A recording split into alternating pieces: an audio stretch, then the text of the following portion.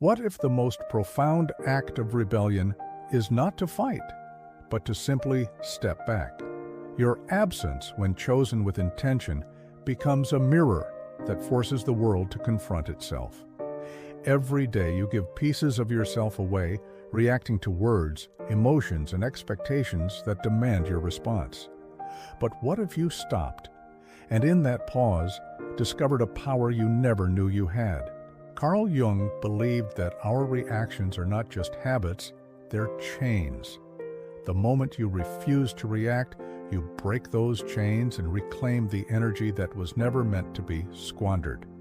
You've been taught that availability is kindness, that answering every call is strength. Yet, this endless accessibility often leaves you drained, a shadow of the person you could become. When you're always present, you become predictable, a tool for others to wield. But when you withdraw, you become a mystery, and mysteries demand respect in ways predictability never will. The world thrives on your emotional reflexes, pulling you into its chaos with every jab. To step away is to declare that your peace is worth more than their noise. Jung spoke of psychic energy as a finite resource, one you must guard fiercely. Every impulsive response, every justification chips away at the vitality meant for your own growth.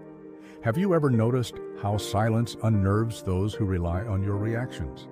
It is not your absence they fear, it is the loss of control over the role they cast you in. Your availability has been weaponized, turned into a currency for approval or affection.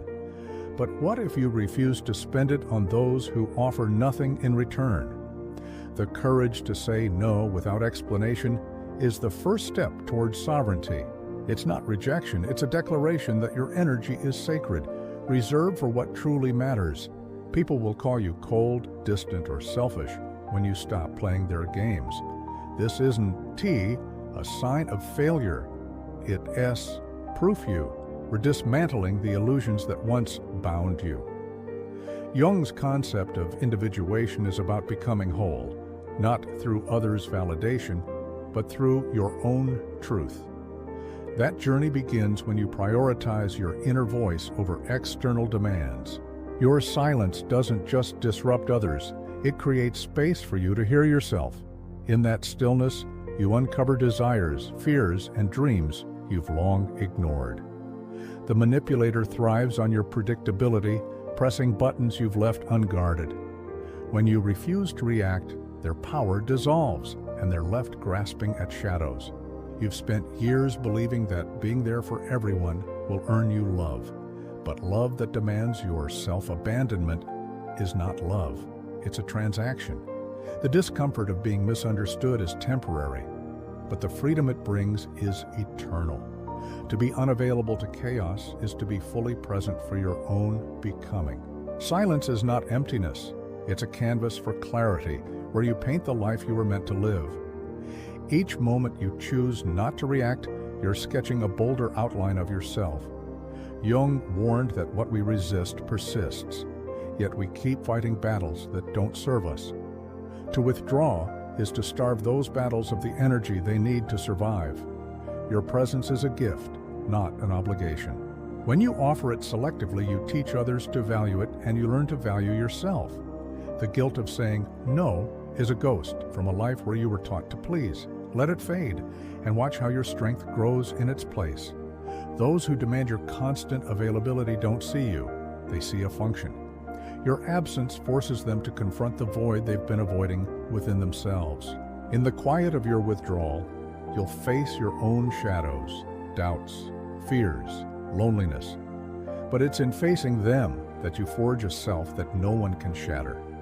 Jung saw solitude not as isolation, but as sacred ground for transformation. To be alone with yourself is to discover a strength that no crowd can give you. The world will push back when you set boundaries, accusing you of betrayal. But betraying your own soul to keep others comfortable is the real betrayal. Your energy is your currency, and you've been spending it on debts you don't owe. Start investing it in the life you want and watch how the world shifts around you. When you stop being a reactor, you become a creator, shaping your reality from within. Every no is a brushstroke on the masterpiece of your existence. The loneliness that comes with unavailability is not a punishment, it's a rite of passage. It's the crucible where your true self is forged, unyielding and whole. Jung believed that true power lies in mastering your own psyche, not in controlling others. Your selective presence is the ultimate act of that mastery. The people who leave when you stop serving their needs were never yours to keep. Their departure clears space for those who will honor your truth. In a world that screams for your attention, your silence is a revolution. It's a refusal to be consumed, a vow to live on your own terms. What happens when you stop being available is not loss, it's rebirth. You shed the skin of who you were expected to be and step into who you are. The silence you embrace will feel heavy at first, but it's a weight that builds strength. With every moment you hold it, you grow closer to your unshakable core.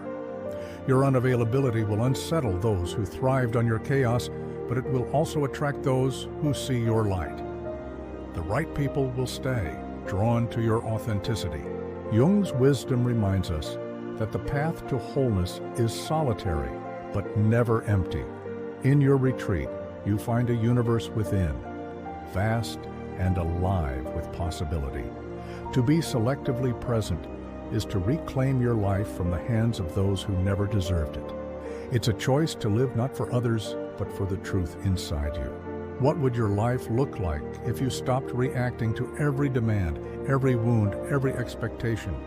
Who would you become if you chose yourself unapologetically every single day?